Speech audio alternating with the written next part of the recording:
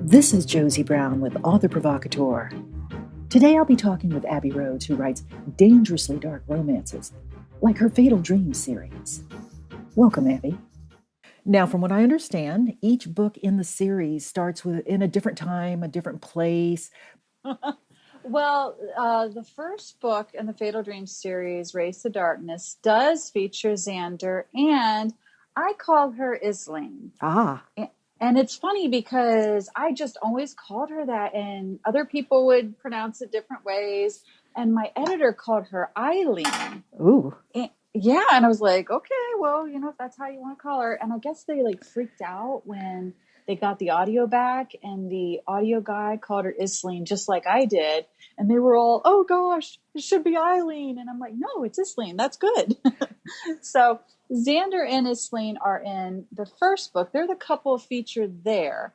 In the second book, which is Hunt the Dawn, it's about Lathan and Ebony. And Xander and Isling show up just a little bit, not much, and not even enough that you would need to have read Race to Darkness to know who they are. So they just make a little appearance, but the second book is about Lathan and Ebony more than Xander and Isling. Right. But now, so the theme throughout, I know you're now on your third book, correct? Yeah, the third book is Saving Mercy, and it's the first book in a new series, which is very confusing. So will that also be, so that'll be not part of your Fatal Dream series? Correct. It's part of the Fatal Truth series. Ah. Yeah. So it's a completely different world. It's still like the dark romantic suspense, dark romantic thriller with a little paranormal in it.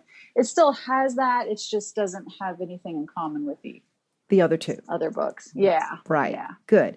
Okay. So tell us a little bit about the book that you'll be bringing with you to the Barbara Vay Reader Appreciation Weekend, or what you'll be showcasing there. I know you'll probably have all your books, but I'm sure there's one that you're going to be saying, oh, this is my new baby. And, here's why I want you to read it. I'll probably be bringing Saving Mercy, since it'll be the newest book out, even though it'll be out a year by the time Barbara Vay comes around. Right. Because the next book coming out doesn't come out until next December. So it's a year from now. So that's kind of far away. So I'll probably be showcasing Saving Mercy. And Saving Mercy is about the son of a serial killer. Ooh.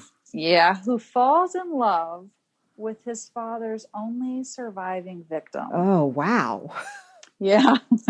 And there's the added little twist that he looks pretty similar to his father. Oh. Yeah. And so it's like there's some conflict there. Right. I mean, I'm sure because, the book, is out and will be out by the time you see readers.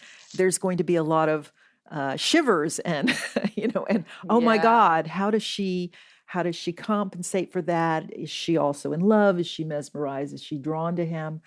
You've heard of, I guess it's Stockholm Syndrome, where, you have your captor and you quote unquote fall in love with your captor. But, when you're talking serial killer, that's pretty heavy. How did you come up with that? I have no idea. It was just, I was finishing up writing. I wrote the books out of order. I wrote Hunt the Dawn, then Race the Darkness. And so I was finishing up Race the Darkness, and it just came into my mind to write what Saving Mercy was, the son of a serial killer falling in love with his father's only surviving victim. It just hit that quickly and that easily, just almost that line. Right. And came to mind, and I just had to build everything kind of from that. That's an interesting thing. I think it happens to most of us who write, that we'll be in the middle of a story and then all of a sudden we get an idea and it's writing itself. Yeah. And you go, oh, I just have to put this down on paper. I have to put this down on paper now. I presume that was this case in regard to Saving Mercy. Yeah, it was. And it was weird because, like I said, I was just finishing up the last one and I needed to concentrate because I was on deadline, had to get it done. And I was just like, oh, I don't have time for this other story yet. But, I just want to see where that's going to go. And yeah, so that's where it Wow. went. Well, I can't wait to get it in my hands myself and and be scared like everybody else who's going to read it. Well, and you know what's funny? I had a reader who just has loved the first two, and she got Saving Mercy, and she messaged me and said, I know you, because I sent it to her, and she said, I started reading it, but I had to put it down. Mm. And I was like afraid to ask why, because she loved the first two. And I was like, oh no, did this one disappoint you? And I didn't want to say anything, so I just didn't say anything. Then she messaged me a week later and she said, well, I'll tell you why I put it down. Because there's blood in this book. And she said that one of her friends had to clean up a bloody mess, like her boyfriend got murdered. And so Oh. she went over and was helping her friend clean this up. And she said the blood and the way I described it in Saving Mercy was so accurate. She just couldn't read it for a moment Oh, because it wow. was too much like real life. And I was like, wow, my imagination did a good job there, I guess. Right, right. You're gorier than you thought you were. Yeah, and more accurate with that gory, I guess. Well, I also want to ask you a question. I know that your background is as a mental health counselor. How have your insights as a therapist helped you in character development? And for that matter, how has it helped you with your plotting? You know, with plotting, I don't think it really has done much because I'm a pantser, and when I try to plot, I have such a hard time. And every time I've sat down and plotted, it's everything I plotted ended up not happening. So I think I'm more into the character end of things. And I think being a mental health therapist, I think it's really helped me see why people are motivated to do things or not do things. And I think that is kind of what I bring to this. I think I really know how to motivate a character. They can do some crazy crap, but it makes sense when you know their background and why they're the way they are and their history and all of that. And I think that's what being a counselor has really given me, is that ability to just really accurately motivate, because some of my characters do some really crazy, weird things and things that you would just think, what? She did what? But when you know the background, it sort of makes sense why they would do it. So Right. And so you would also, I mean, I'm sure as a counselor, you've run across people and you've kind of felt like shaking them and saying, why would you do that? So, I have actually asked the question. yeah, and I'm sure they've come up with their own emotional, feelings as to why they went left instead of right, or why they did the right thing instead of the wrong thing, or the wrong thing instead of the right thing. And I can imagine when you go deep into your characters, you're doing the same thing, Yeah. So even if your character isn't, for example, your heroine, or maybe she takes a wrong turn. But the thing is, I would think that you've got a wealth of knowledge there that a lot of writers don't have just because of your background. Yeah, I kind of feel like I'm sort of lucky in that because nobody, in a lot of reviews, like nobody really says anything about, like my characters not being fully developed. They are. I mean, I think they're just, I don't know. It's probably just seeing people all day, every day, and hearing their stories. And everybody's story is so different. And even though sometimes circumstances are the same, everybody handles the circumstance different. And I don't know, I have a fascinating job. I love what I do. It's like I get to sit and hear people's stories all day long. Right. Sometimes it's like a soap opera. I almost can't wait till they come in to tell me, oh my gosh, what happened? So I don't know, I think I am lucky, very lucky that I have this job and can see. I try to look at my characters almost like I'm their counselor in a way, to really get at that motivation. Well, and also the beauty part of what you do as a writer is you can write them happily ever after. I know. You can't do that with your patients, essentially. That is so true. And it's funny because I am like Miss Brightside. I always look the bright side of things with clients, and I work really hard to teach them, how to find the lesson and learn from bad experiences and all that. And yet I write this really dark stuff where terrible things happen to my characters. But I think I can do that because I know that in the end that they're going to have found their true love and they're going to have this wonderful, happily ever after.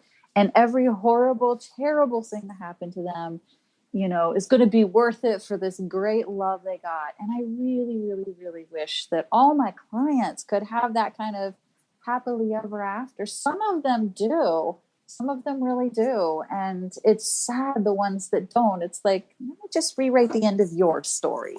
Right. You can I'll just make this better. Yeah, you can channel your frustration through your characters, which is always great. So what book will come out after Saving Mercy? I presume you're working on something now, or you have already, you're in edits or whatever, but, people will always want to know what's next. What's next is book 3 in the Fatal Dream series. It would be after Hunt the Dawn. Ooh. And it's in with the editor, and she just got back with me with some just some surface edits, not even really, I don't think like the deep edits yet. So just a few things she wanted me to change. Then I'll be turning that back in by January, and we'll see what happens after that. I know it's coming out in December. I don't have a date yet. Right. But, and it'll be, if anybody's read Hunt the Dawn, it'll be Thomas's story, and that's Ebony's brother. And I don't think he comes across that great in Hunt the Dawn. He doesn't seem like, he's not mean. He's just not maybe as supportive as he could be. But I think in the book that's coming out, it's tentatively titled Shatter the Night. I like the title. Yeah, it's not, how publishers are. They can definitely change it. But I think that people will understand why he's been the way he was. So Right. And in essence, you're getting into his backstory. Now he has a chance to prove himself as a character, Right, to redeem right. himself for whatever, crap you throw his way. Mm-hmm. Right. I'm really excited about that Shatter the Night. It'll be very interesting because my heroine's a little bit different than the other ones I've written. She's getting out of prison for murder.